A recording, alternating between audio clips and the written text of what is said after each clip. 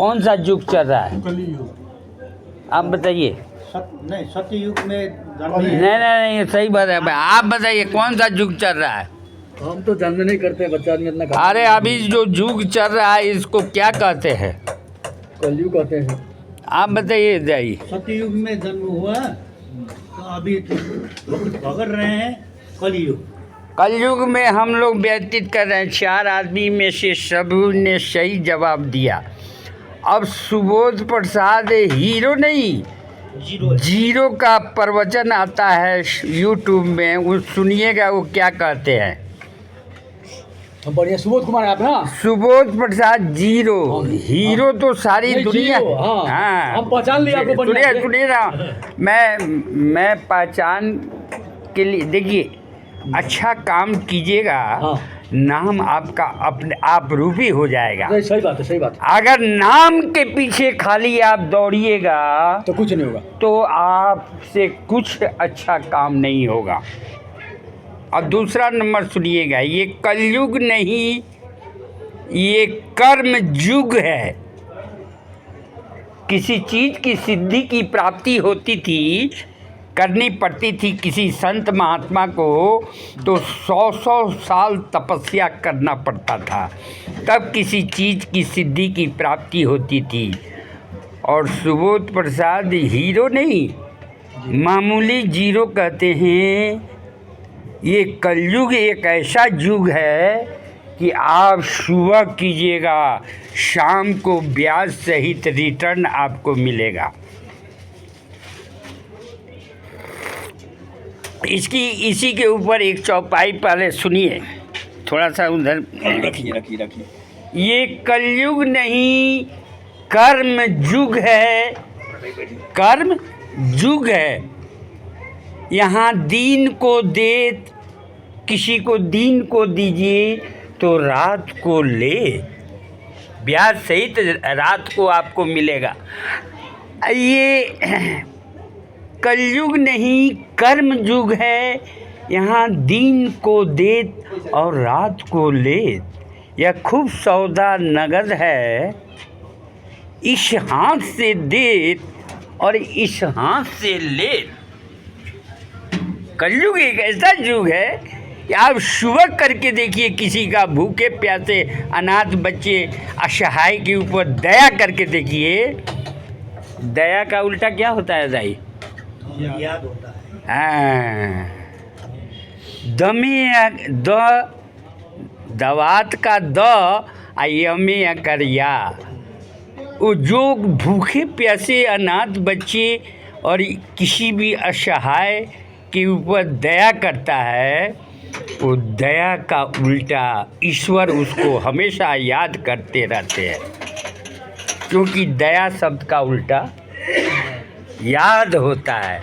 आपको मरते वक्त आप जाइएगा तो नेपाल के पशुपति मंदिर देखे है ना, वहाँ पे लिखा हुआ है कि जो दयालु प्रकृति का इंसान मरता है तो उसके स्वागत में भगवान लोग फूल माला लेके खड़े रहते हैं। पढ़िएगा, पशुपति में लिखा हुआ है। यहाँ तो थोड़ा सा पैसा आने के बाद लोग अहम में डूब जाता है। अहम क्या होती है, घमंड क्या होती है, सुनिएगा। जो घमंड करता है पैसे के ऊपर और जवानी के ऊपर, उसका मैं एक ज्ञान की बात बता रहा हूँ। अहम की अकड़ ज़्यादा दिन किसी की चल नहीं सकती, और मौत की घड़ी कभी, क्या बोले हैं, नहीं सुने हैं? अहम की अकड़ ज़्यादा दिन किसी की चल नहीं सकती, और मौत की घड़ी कभी टल नहीं सकती। मौत जब ब्रह्मा ने लिख दिया है, एक सेकंड भी इधर से उधर नहीं होने वाला है। इसी के ऊपर आपको, अहम के ऊपर आपको ये ज्ञान की प्रकाशित करता हूँ, क्योंकि धन से बड़ा ज्ञान होता है और ये फ्री में दी जाती है, निःशुल्क दी जाती है। आप कौन हैं हमको क्या मालूम, अभी चाय पीने आए हैं, आपसे मुलाकात हो। और 3 इंसान हर किसी के जीवन में बिना निमंत्रण के आता है, बिना निमंत्रण के आता है। कौन कौन? उस दिन बताए थे ना उस दिन कौन कौन? मालूम नहीं है। नहीं, ये फ्री में मिलता है ना, उसका लोग महत्व नहीं जानता है। नहीं जानता है। पानी मिलता नहीं अब मृत्यु भी आता है। मौत, मेहमान, मुसीबत, ये तीनों बिना निमंत्रण के आते हैं और ये तीनों भी एक ही राशि के होते हैं। म से मौत, म से मेहमान और म से मुसीबत, एक ही राशि के होते हैं। 12 गते को जो भूकंप आई थी नेपाल में, वो किसी को 1 मिनट पहले निमंत्रण दे के आई थी। मौत से किसकी यारी, कल हमारी तो परसों किसी और की बारी। यहाँ तो लाइन लगा हुआ है। मौत निश्चित है पर उसका समय अनिश्चित है। मौत तो निश्चित है पर उसका समय अनिश्चित है ना। कब आ जाएगी मौत कौन जानता है। आगे सुनिएगा। यूट्यूब में तो प्रवचन पूरे वर्ल्ड के लोग सुबोध प्रसाद जीरो का सुन के लाभ ले रहे हैं। ये श्वासों का क्या भरोसा, ये श्वासों का क्या भरोसा, रुक जाए कब कहाँ पर। और ये मानव जीवन बड़ी भाग्य से मिला है। मानव जीवन में आए हो तो करो कुछ कर्म ऐसा कि ऊपर जाने के बाद एहसान हो जाए जहाँ पर। ये मानव जीवन 84 लाख जोनी पार करने के बाद मिलता है। ये रॉक्सी और सेकुआ खाने के लिए थोड़ी मिलता है। ये बड़ी भाग्य से ये मानव जीवन मिलता है। इस मानव जीवन में आने के लिए सुबोध प्रसाद जीरो कहते हैं, भगवान लोग ललायित रहता है। भगवान लोग मानव जीवन में आने के लिए ललायित रहता है। ये श्वासों का क्या भरोसा, रुक जाए कब कहाँ पर। और मानव जीवन बड़ी भाग्य से मिला है। मानव जीवन में आए हो तो करो कुछ कर्म ऐसा कि एहसान हो जाए जहाँ पर। जब जाइए तो आपका अर्थी उठे तो लोग बड़े प्यार से नाम आए तुम्हारा हर जुबान पर। हैं राजा वीरेंद्र मर के राजा होते हुए एक सुई को भी नहीं ले गए ऊपर अपने साथ। इंडिया का रतन टाटा नाम सुने होंगे। हवाई जहाज से, हाँ, सुई से लेके हवाई जहाज की फैक्ट्री थी। 68% खर्च करते थे दान पुण्य सेवा परोपकार में।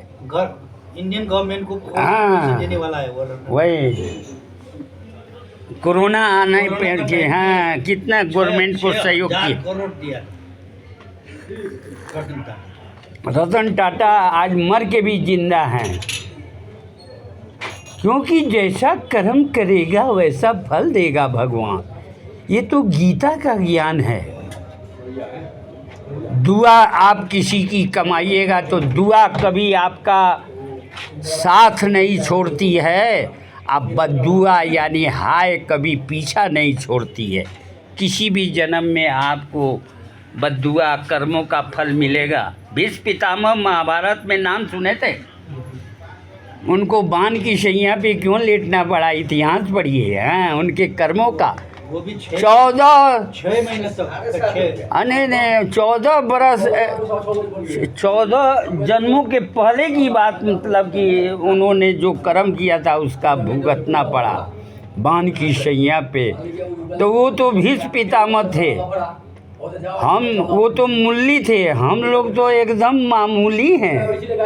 हाँ, वो तो मुल्ली थे, हम लोग तो एकदम मामूली हैं।